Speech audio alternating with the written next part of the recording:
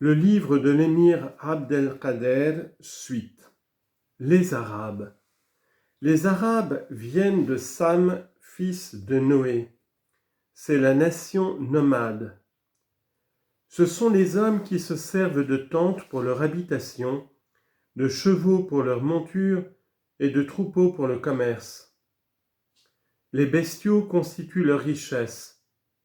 Ils se nourrissent de leur lait, font des vêtements et des meubles de leur peau et de leurs poils, et leur font porter des fardeaux. Ils tirent la richesse la plupart du temps de la chasse, du vol dans les chemins et des incursions chez les nations qui les avoisinent.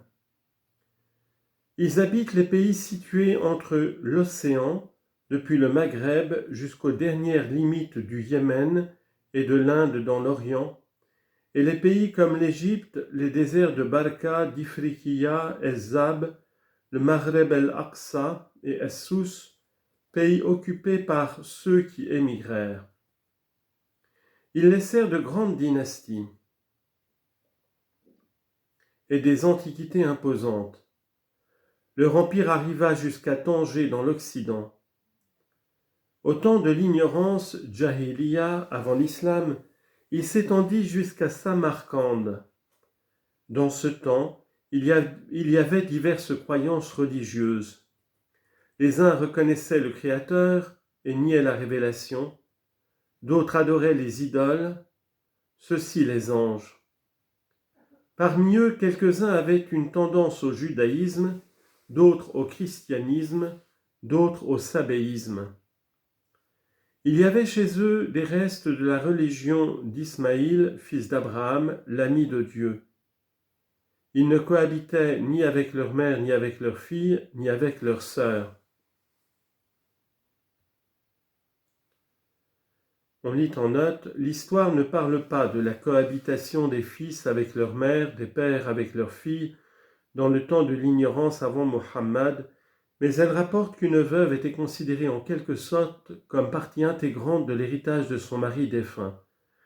De là ces unions fréquentes entre beau-fils et belle-mère, unions qui plus tard furent interdites par l'islam, flétries par le nom de Nirka el-Makt, mariage odieux. Fin de note. Ils ne contractaient pas mariage entre frères et sœurs. Ils voilaient leur demeure, ils se lavaient de la pollution, ils avaient l'habitude de se gargariser, de renifler l'eau, de se servir de cure-dents, de faire des ablutions, d'épiler l'aisselle, de raser le pubis, de se circoncire. Ils coupaient la main aux voleurs, ils donnaient la diya au prix du sang pour la victime, fixée à 100 chameaux. Ils répudiaient leurs femmes, et celles dont le mari était mort gardaient le veuvage 1 an. Leur science était celle des généalogies, des étoiles, de l'interprétation des songes, de la composition des vers et des harangues. Ce n'est que par les Arabes qu'on connaît l'histoire des habitants de l'Orient et de l'Occident. Cela s'explique par la connaissance que les Arabes habitants de la Mecque eurent des récits concernant les peuples des 2 livres, la Bible et l'Évangile. Ceux qui habitaient El-Hira connurent l'histoire des Persans, les habitants de la Syrie connurent celle des Romains, des Grecs et des Israélites, ceux qui habitaient El-Bahrain connurent celle de l'Inde et du Sindh.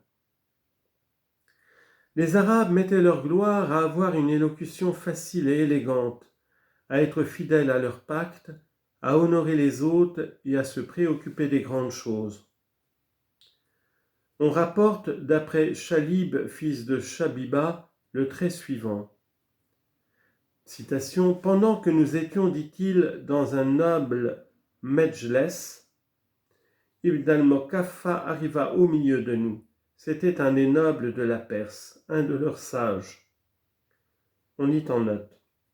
Le mot Medjles signifie une salle où l'on s'assied, salle de réunion, Majlis. Il se prend ensuite pour la réunion des personnes elles-mêmes qui se trouvent dans cette salle. On dit « Hadha majlis anis » voilà une réunion agréable, séduisante, lorsqu'elle se compose de personnes intimes. Ce mot qui vient du verbe jalas, s'asseoir, est l'analogue du français assise. À Tunis, on appelle le tribunal Medjlas ou Shara. Il est à la fois conservateur et dépositaire de la jurisprudence et de la tradition judiciaire et légale des musulmans depuis le commencement de l'islam jusqu'à nos jours. Ce tribunal du Shara constitue ainsi dans la régence tunisienne une véritable cour de cassation, toutes chambres réunies, cour suprême pour connaître en matière civile des sentences des cadis et des mouftis. Fin de note.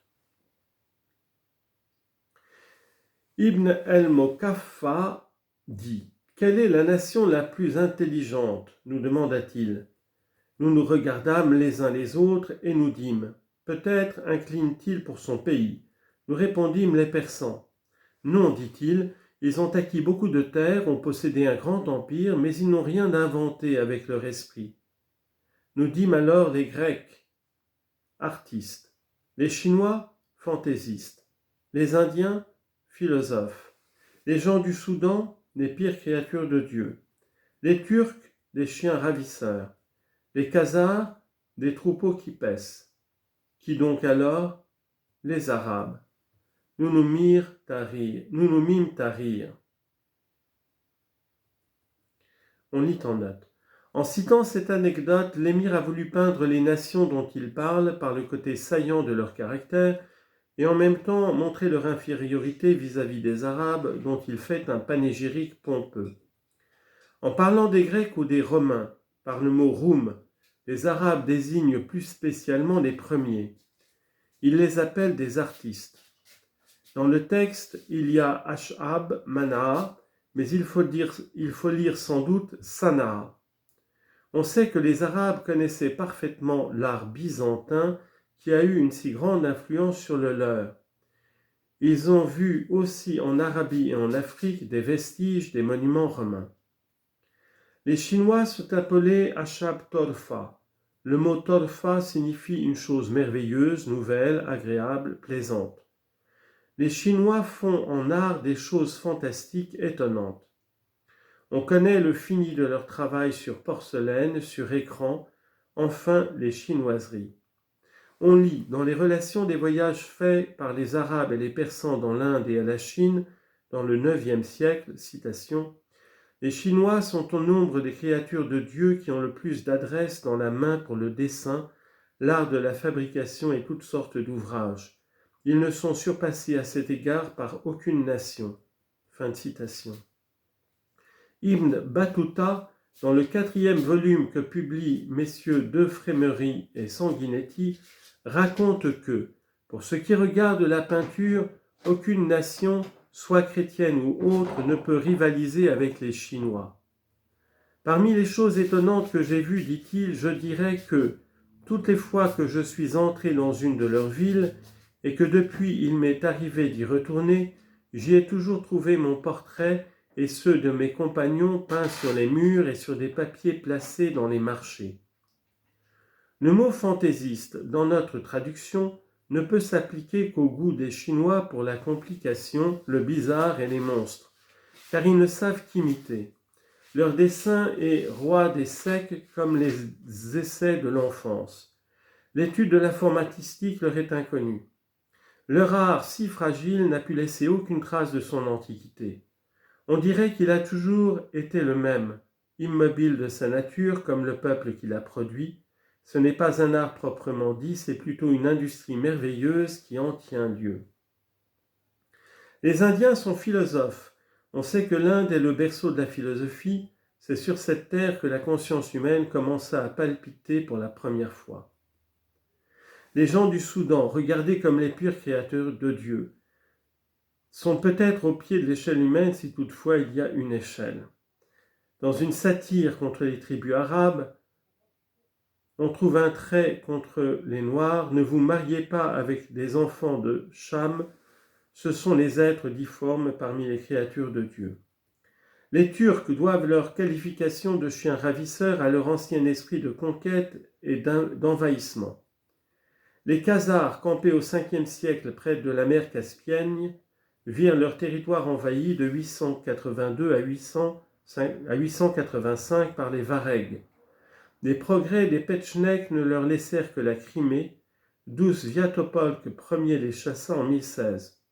Leur nom disparut alors de l'histoire. On voit que ce peuple représenté par des troupeaux qui paissent avait l'humeur assez paisible.